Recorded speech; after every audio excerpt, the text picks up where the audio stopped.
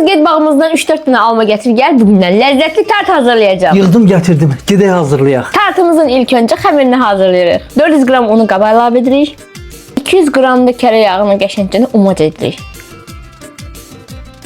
Umacımız hazırdır. İndi isə onu xəmir formatına gətiririk. Yarım stəkan şəkər tozu əlavə edirik. 2 ədəd yumurta. 1 xörək qaşığı soyuq su əlavə edirik. 1 paket vanil və 1 paket qabartma əlavə edib qəşəng xəmir yoğururuq. Almalı tartımızın içliyini hazırlayırıq.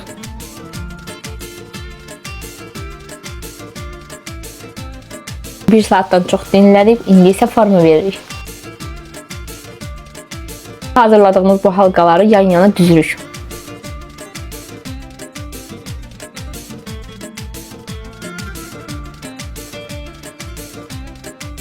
Üzərinə isə bir ədəd yumurtanın sarısını vurub, əvvəlcədən 200 dərəcə qızdırılmış sobada 180 dərəcə pişməyə qoyuruq.